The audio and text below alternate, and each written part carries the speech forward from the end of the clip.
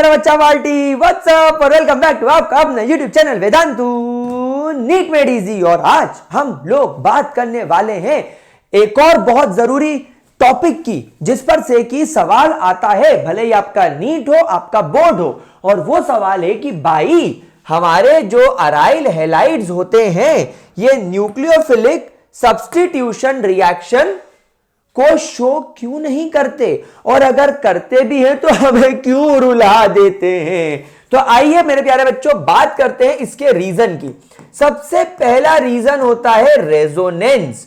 अब आप सभी लोग जानते हैं गाइस, रेजोनेंस कहां देखने को मिलता है?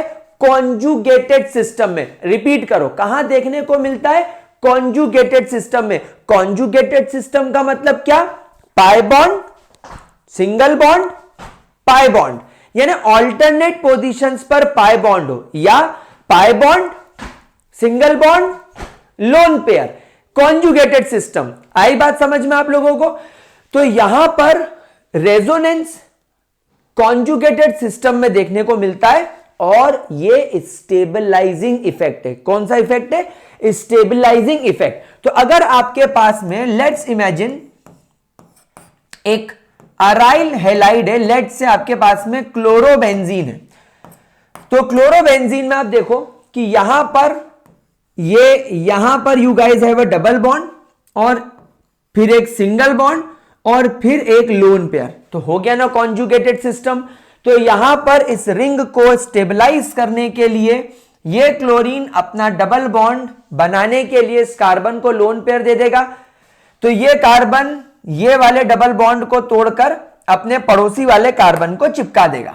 तो यहां पर यू गाइस विल ऑब्जर्व कि यहां पर क्लोरीन पर अब केवल दो लोन पेयर बचे, पॉजिटिव चार्ज आ गया और ये इलेक्ट्रॉन पेयर इस कार्बन पर इकट्ठा होने की वजह से एक नेगेटिव इफेक्ट कॉज कर रहा है।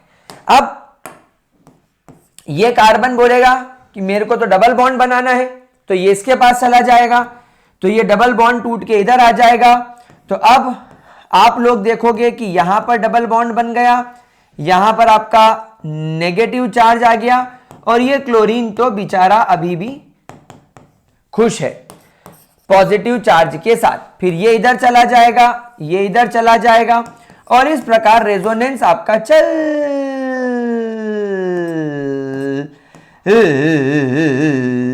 जाएगा मेरे प्यारे बच्चों। और यहां पर आप लोगों को इस तरीके से ये इफेक्ट देखने को मिलेगा। देन ये इधर, ये इधर। So now finally you will gate again your chlorobenzene with 3 lone pair. तो यहां पर आपने इस स्ट्रक्चर नंबर 2, स्ट्रक्चर नंबर 3 और स्ट्रक्चर नंबर 4 में क्या देखा कि भाई तुम्हारे कार्बन और क्लोरीन के बीच में एक डबल बॉन्ड है। वही स्ट्रक्चर नंबर 1 और स्ट्रक्चर नंबर 5 में क्या देखा? कार्बन और क्लोरीन में सिंगल बॉन्ड है। तो कभी सिंगल बॉन्ड, कभी डबल बॉन्ड, कभी सिंगल बॉन्ड तो कभी डबल बॉन्ड, तो कभी सिंगल बॉन्ड तो कभी डबल बॉन्ड, तो कभी सिंगल बॉन्ड। साला ये चल क्या रहा है? यानी रेजोनेंस में कभी कार्बन क्लोरीन में सिंगल तो कभी कार्बन क्लोरीन में डबल बॉन्ड है। तो याद करो रेजोनेंस में क्या पढ़ा था? जब आप रेजोनेटिंग स्ट्रक्चर को देखते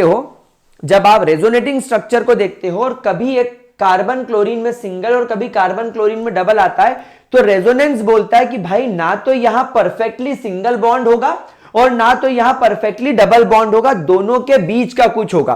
तो यहां पर हम लिखेंगे that therefore because of resonance, तो हम यहां पर लिखेंगे therefore because of resonance the carbon chlorine bond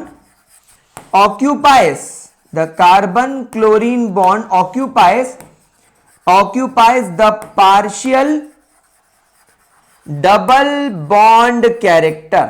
ये क्या करेगा? ये पार्शियल डबल बॉन्ड कैरेक्टर को ऑक्यूपाई कर लेगा।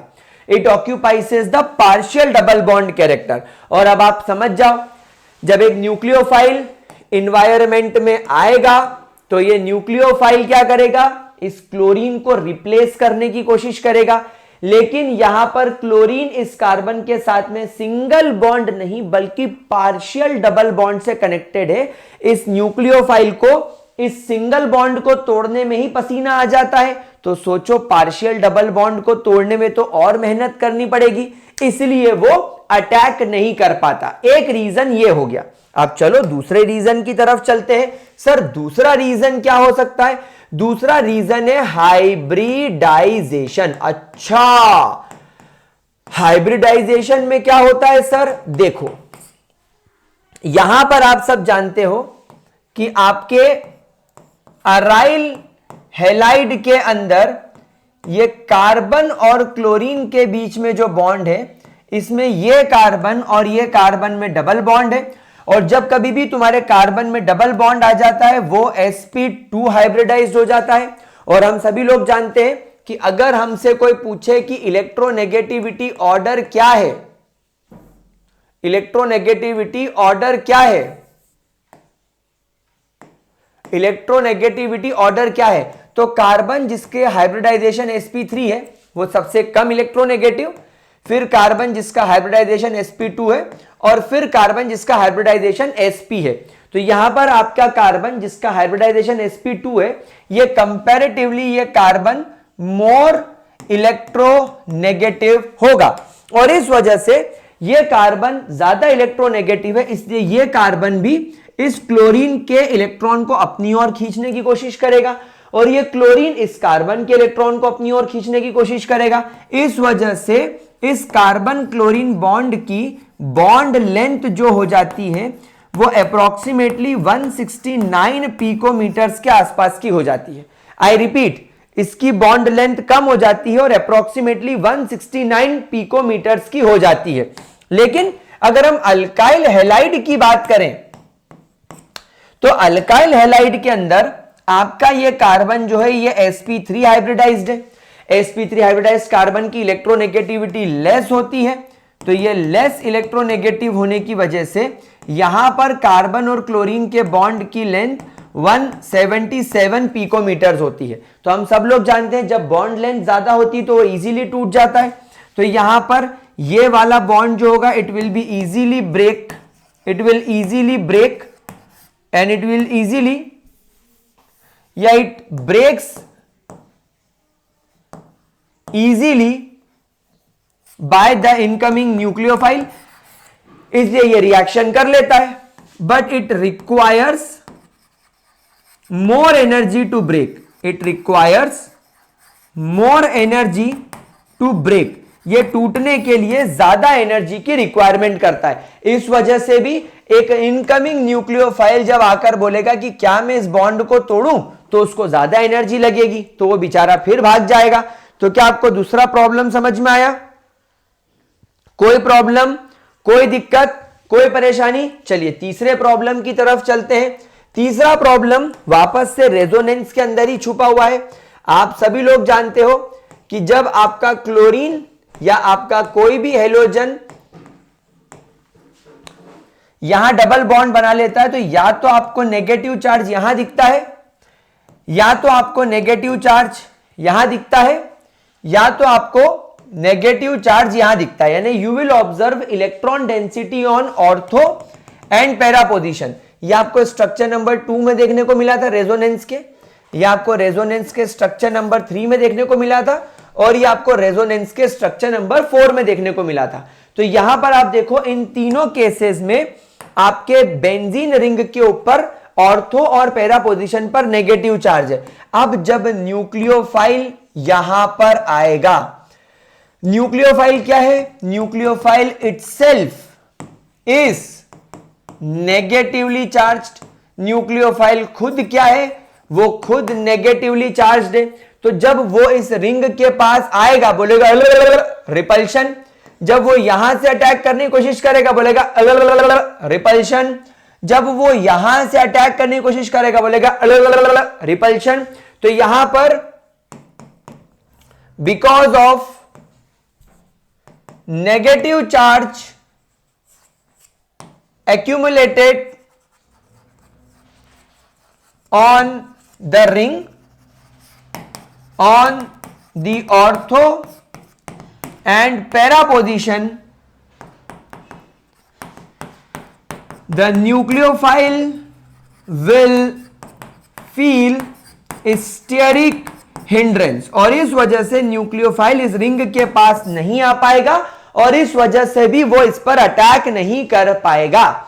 चौथा और आखिरी धमाकेदार रीजन, और वो रीजन ये है कि जब आप ऐसा सोचो कि आपके इस क्लोरोबेंजीन को हम एक प्रोटिक सॉल्वेंट में डाल दें और इस तरीके से इसका फिनाइल कैटायन बना दे, तो गाइस एक बात ध्यान रखना, इस फिनाइल कैटायन के अंदर अब कॉन्जुगेटेड सिस्टम नहीं रहा, इस कार्बन पर पॉजिटिव चार्ज आ गया और इसी कार्बन के पास में डबल बॉन्ड है, यानी ये कॉन्जुगेटेड सिस्टम नहीं है। तो ये फिनाइल कैटायन जो होगा ये रेजोनेंस ना करवाने की वजह से हाईली अनस्टेबल होगा, यानी बनते ही टूट जाएगा।